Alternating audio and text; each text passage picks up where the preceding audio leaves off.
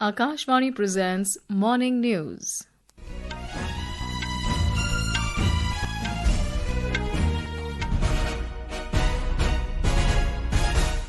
Good morning, I am Saira Mujtaba. The headlines. Prime Minister Narendra Modi holds talks with his Ethiopian counterpart Abiy Ahmed Ali in Addis Ababa. Two countries elevate ties to strategic partnership level. Prime Minister Modi conferred Ethiopia's highest award, the Great Honor Nishan of Ethiopia.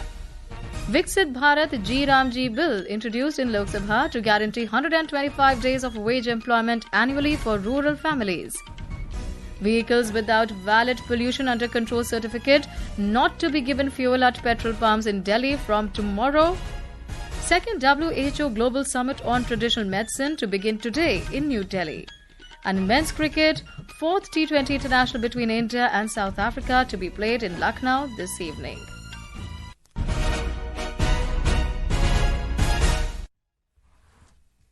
And now the news in detail. India and Ethiopia have elevated their historical ties to a strategic partnership as Prime Minister Narendra Modi held wide-ranging talks with his Ethiopian counterpart Abiy Ahmed Ali in Addis Ababa. The two leaders discussed issues of bilateral and mutual interest. During the delegation-level talks, Prime Minister Modi said elevating India and Ethiopia relations to a strategic partnership will provide new energy, new momentum, and new depth to our ties. The two countries also signed 8 MOUs or agreements, including upgrading ties to strategic partnership, customs cooperation, establishing data center at the Ethiopian Foreign Ministry, UN peacekeeping training cooperation, debt restructuring under G20, more ICCR scholarships, and AI short courses for Ethiopians. Prime Minister Modi was conferred with Ethiopia's highest award, the Great Honor Nishan of Ethiopia, by his Ethiopian counterpart. The award was conferred upon Prime Minister Modi in a special ceremony hosted at the Addis International Convention Centre for his exceptional contribution towards strengthening India-Ethiopia partnership and for his visionary leadership as a global statesman. Speaking on the occasion, Prime Minister Modi dedicated the award to all those Indians and Ethiopians who have nurtured the bilateral ties for ages and conveyed heartfelt gratitude on behalf of the 1.4 billion Indians on being bestowed with this honour.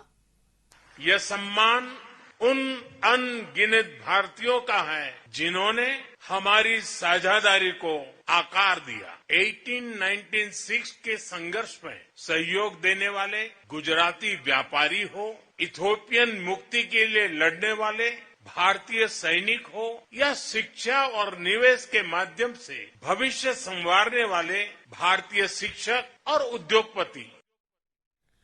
Prime Minister Modi thanked Ethiopia for its solidarity in the wake of the Pahalgam terror attack and for strengthening the global fight against terrorism. Now let's go live to our correspondent for details. Sushila, please tell us about the key sectors which the two leaders discussed and agreed to increase cooperation in.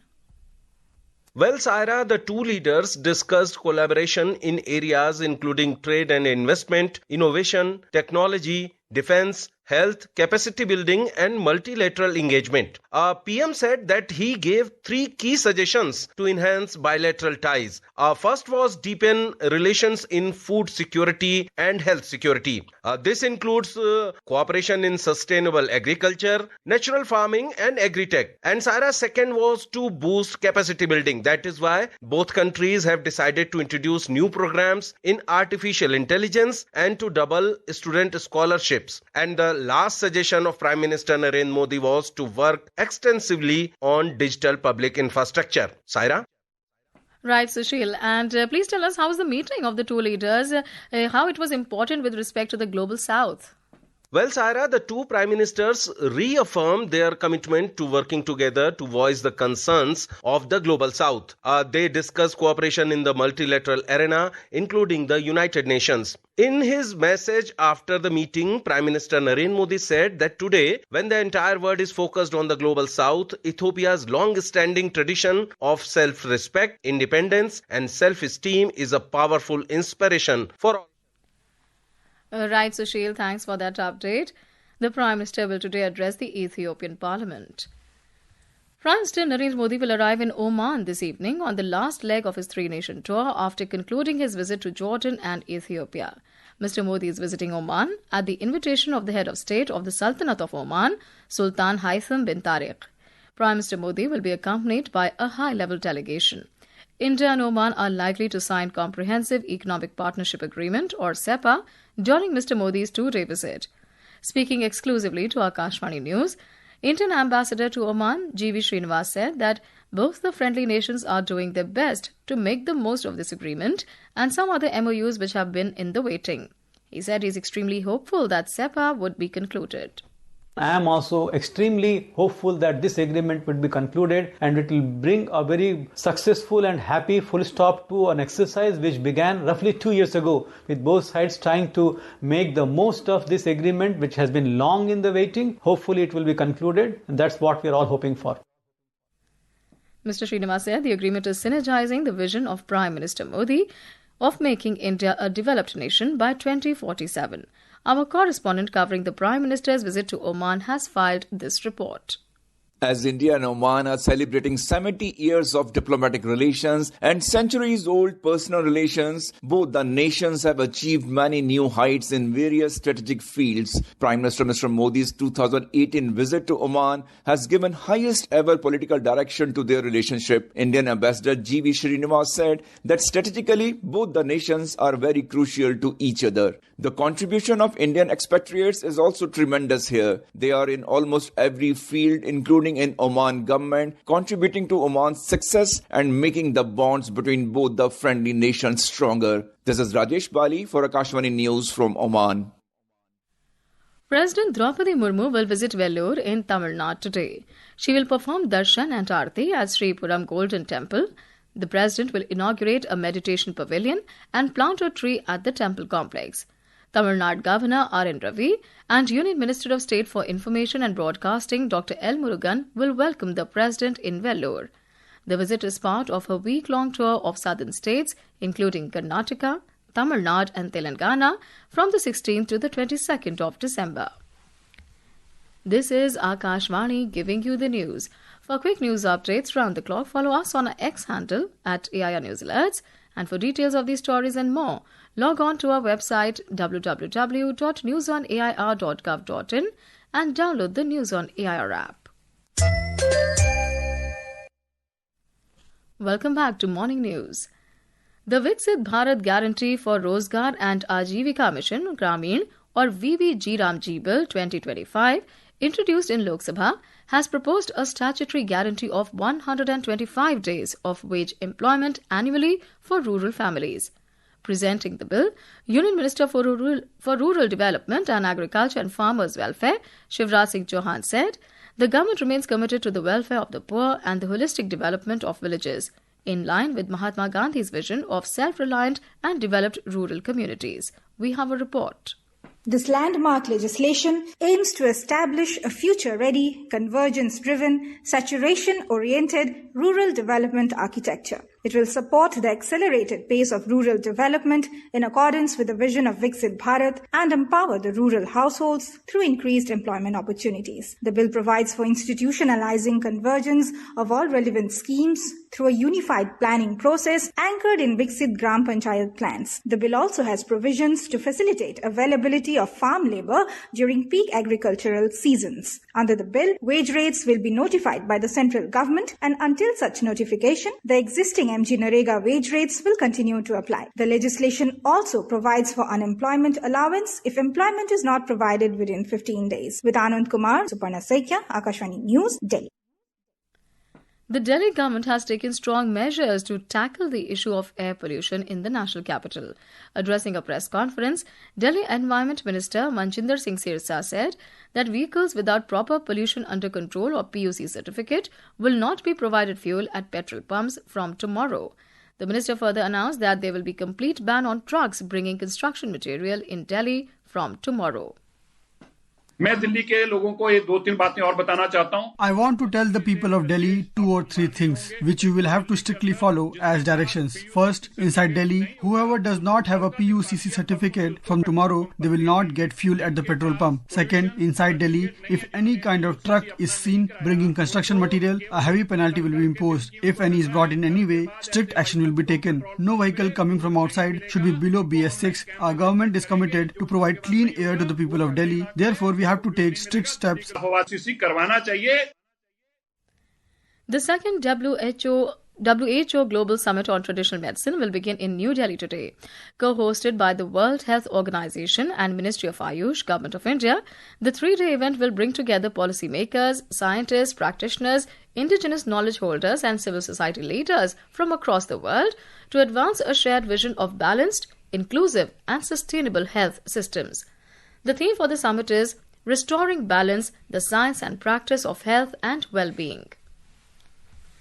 Jammu and Kashmir is all set to host its first ever International Indian-style wrestling or Dangal and Rustam-e-Jammu Kashmir title 2025 at the iconic Maulana Azad Stadium in Jammu today.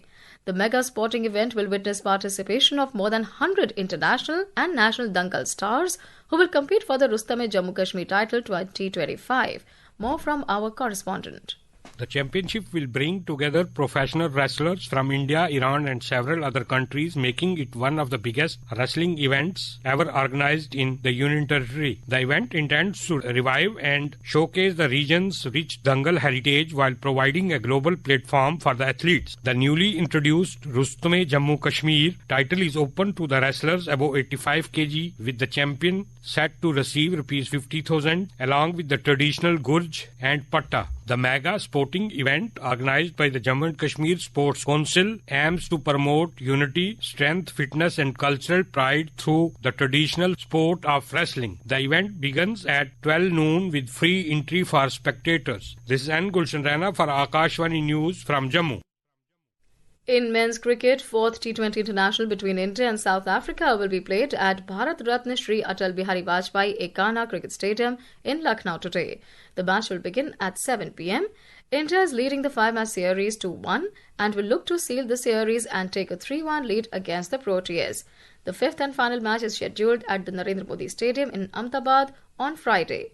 Meanwhile, Indian all-rounder Akshar Patel was ruled out of the remaining 2 matches of the series due to illness. The Indian movie Homebound, directed by Neeraj Ghaiwan, has been shortlisted for the 98th Academy Awards in the Best International Feature Film category. Homebound is among 15 films that have become eligible for final nominations in the International Feature Film category at the Oscars 2026. The 98th Academy Awards will be held on the 15th of March next year. And now, for a look at today's newspapers, it's over to Renu Kataria. Thank you, Saira. Papers have widely noticed the curbs imposed in the national capital in view of the worsening pollution, apart from widely noticing Lok Sabha introducing the G bill replacing Manrega. Just BS6 vehicles can enter Delhi if GRAB 3-4 in effect, writes Hindustan Times, while the Indian Express headlines, from tomorrow, non-BS6 cars from outside cannot enter Delhi. Uproar in Lok Sabha Centre introduces G bill, informs Hindustan Times. The Hindu informs, nightclub fire, Luthra brothers deported from Thailand, Goa police get 2-day transit remand. And finally, for all literature fans, there is an exclusive story in the Indian Express on Jane Austen. The paper writes that though dead for 200 years, she's having a career many living authors would die for. Behind Jane Austen's enduring popularity, craft, commerce, common sense. And with that, it's back to you, Saira. Thank you, Renu. And now, before we enter the bulletin, the headlines once again. Prime Minister Narendra Modi holds talks with his Ethiopian counterpart Abiy Ahmed Ali in Addis Ababa. The two countries elevate ties to strategic partnership level. Prime Minister Narendra Modi conferred upon Ethiopia's highest award, the Great Honour Nishan of Ethiopia. Viksit Bharat-G bill introduced in Lok Sabha to guarantee 125 days of wage employment annually for rural families. Vehicles without valid pollution under control or PUC certificate not to be given fuel at petrol pumps in Delhi from tomorrow. Second WHO Global Summit on Traditional Medicine to begin today in New Delhi. And in men's cricket, fourth T20 International between India and South Africa to be played in Lucknow this evening. For details of these stories and more, log on to our website www.newsonair.gov.in and News on AIR app. And with that, we end the morning news. Have a great day.